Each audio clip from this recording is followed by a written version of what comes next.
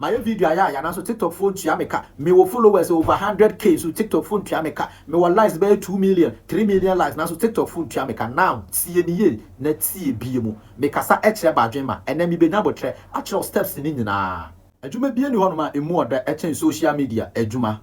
wodi ane say watwe phone na si so na waka ne awbeka boso me so a wakwaje waketua man start social media adwuma na nka menim say media yi so emu oda sa eno ti na bi mu ku omo ho ewo media yi so no be 6 months pe ana me start YouTube minia 6 months pe ni ya start itu ya meka eye me nwanwa aketua no enye se eba ni 1000 Ghana cedis ana se bia 1005 o aketua ni aketua bia emu odu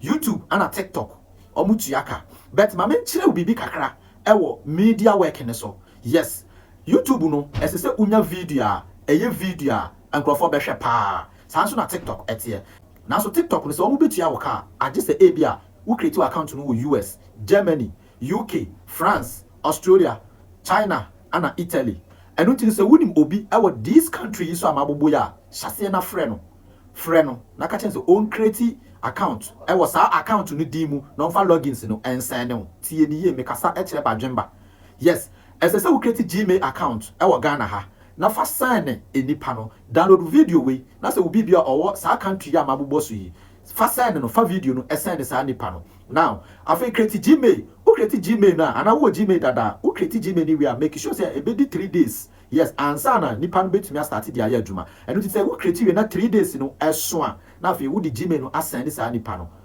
odishemu wo hono mu wi a afi on be send message no ama make sure say we be download Google ana Gmail na nkasa ana afi so Chrome enu nti wo be log sa wo Gmail account e wo 3 apps we ama bobo yisu na afi nipa no create we a password no e be ba sa application we mu kobie ubie pe password ne san fa san nipa no e wo WhatsApp na afi on bobo nhemu wo hono mo na on fa country no ento sa country no wo hono e ma e so simple now listen se onipa no ewia se nipa no o create we a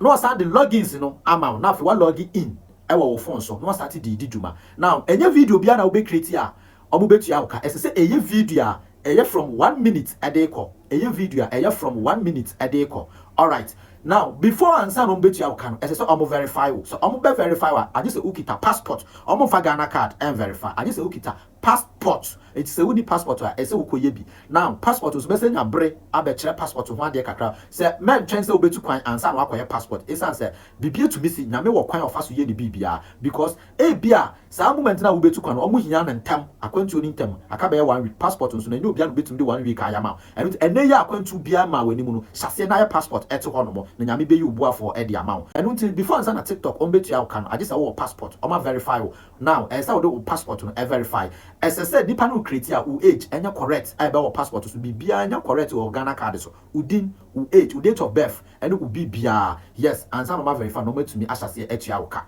ye we ene download video we eto ho no mo esan say enche bia na so be tu kon download video we eto ho no mo bibia or outside bia fa video we esan no esan say social media juma minia eso odan kasa then efe na dey say wo share with them wo dey say kasa keke na month ye ntua uka a month o kwaje 5000